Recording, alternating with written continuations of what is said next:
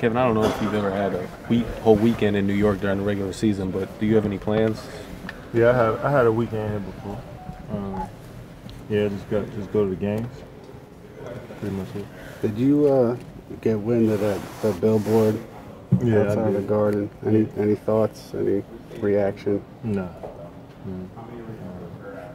That's the time the NBA is in. I mean, look forward to free agency as fans and as you know, the guy's job is to kind of look towards the future a little bit, and fans love that, so I understand.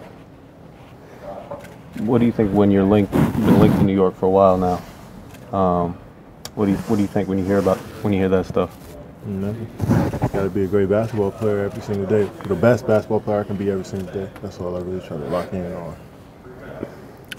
There was the big story around here, but it was like a few months ago already, where it was Clyde Frazier, the announcer for the Knicks, Hall of Famer.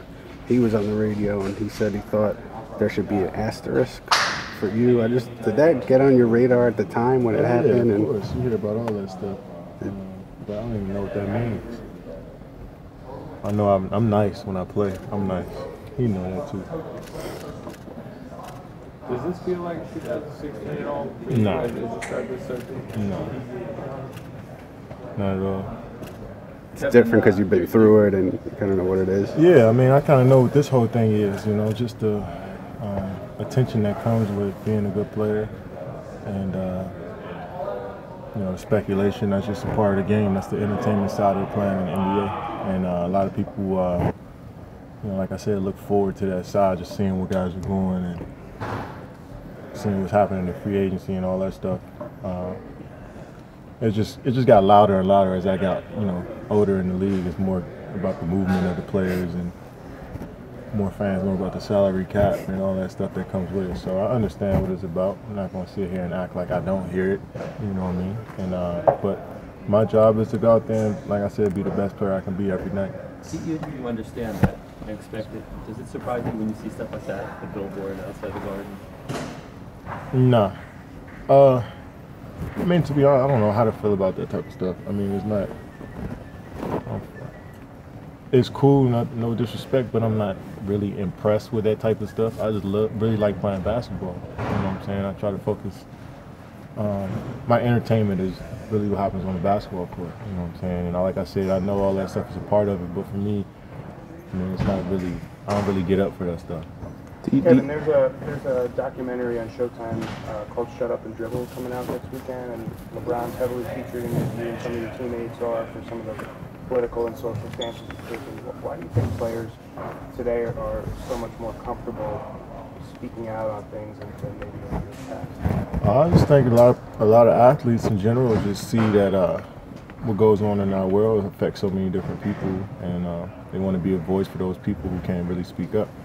And I think that's an amazing thing to do with your platform. There's so much that you can accomplish with having so many cameras and so many people just listening to your every word, and have athletes that want to make a difference and create change in our world.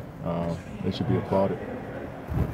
Kevin, your game on Sunday against the Nets is going to be shown during prime time in Europe as part of our new NBA Sundays initiative. Thanks. What do you think about playing your game, being shown in Europe in prime time? Well, it's exciting. You know, I think our game is growing every single day, and for it to reach so many different people, just spreading the love for the game. There's so much that happens on the basketball court that makes everybody better.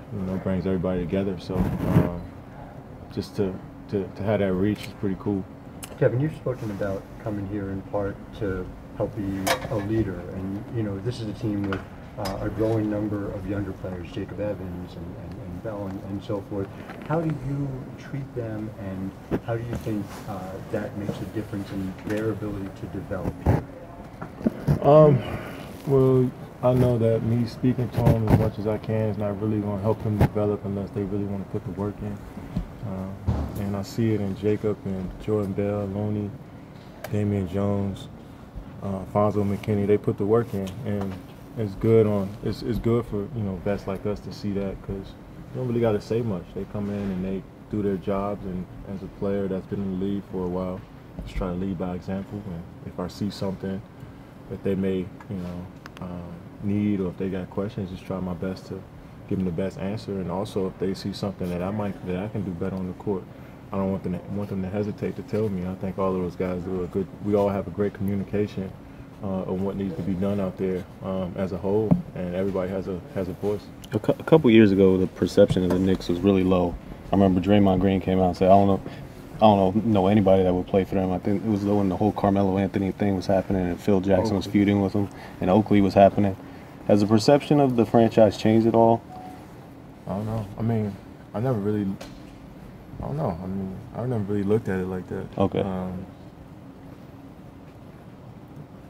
I mean, I never looked at this organization as like, or any organization as just being a bad one. I never really focused that much on it, but a lot of stuff has happened in every organization like that, where players are uncomfortable, where guys are forced to trades, GMs and coaches don't get along. That's just the nature of the business. You know, even the best organizations, it happens. You know, so it's just a part of the NBA. Do you have any feelings about the Garden as like a sports mecca or any favorite memories from it? Yeah, it's like the Garden is like a playground with walls, and like you walk outside and you're just right on the street, and you know, it just feels like you're playing at Rucker Park, but just like indoors. And that energy, just playing my first game in there as a rookie.